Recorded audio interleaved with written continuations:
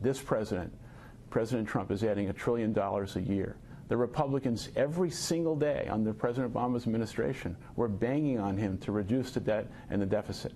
Now, 2 years in, President Trump makes it even worse. Where are the Republicans?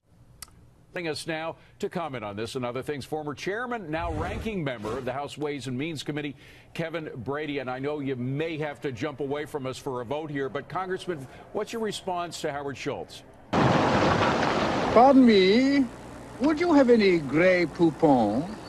Yeah, well, I think he's wrong.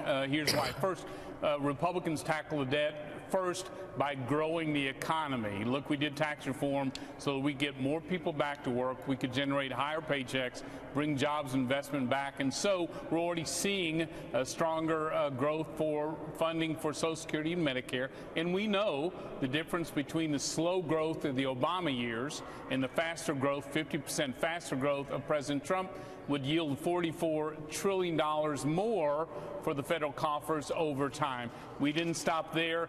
In the House, we repealed Obamacare. That adds Obamacare, if it stays in place, adds $1.5 trillion to the deficit. I noticed Mr. Schultz supports that budget buster. And then in the House, we also made some common sense changes to save Medicaid. That also reduces the deficit considerably. Unfortunately, that didn't make it through the Senate. We still think there's ways that we can address some of the automatic spending and save those programs as we do them. You mean the mustard? Yes. Would you have any? Congressman, another question for you.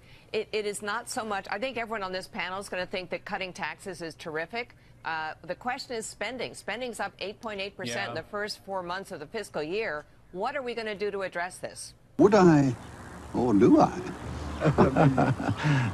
Both, actually. What? I am one of the biggest deficit hawks of all time, and I have been watching for years, hearing from both parties that they were going to do something about the size of government, yet government is now going to spend more than ever, $4.4 trillion this year and going higher next year. How is it possible to do anything about the debt and deficits when there is not one person? We hear a lot of gums flapping, but nobody doing anything about the lowering of spending. Just a lot of talking. Help me out, please. What? What?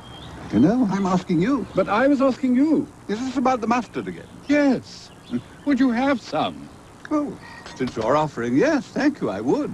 And thank you for being with us. When do those spending cuts ultimately come? You got the tax cuts. We who pay taxes certainly appreciate that. But, you know, the president, there's been reporting that the president is basically not too concerned about the debt. I won't be here is what he has reportedly said. Do you feel the same way that ultimately, you know, you won't be around by the time this debt comes due? And if not, why aren't you making cutting spending even a bigger priority than you already are? Yeah, so before you dismiss, you know, okay, we appreciate the tax cuts. Let me tell you who more than appreciates it: all those blue-collar workers whose jobs are surging for the first time, are low in income and moderate income. Their wages are going up faster than other groups. You know, we're seeing record low unemployment and new investment in America. That's not easily dismissed. That changes the fortunes of a lot of Americans who've been left behind in the past.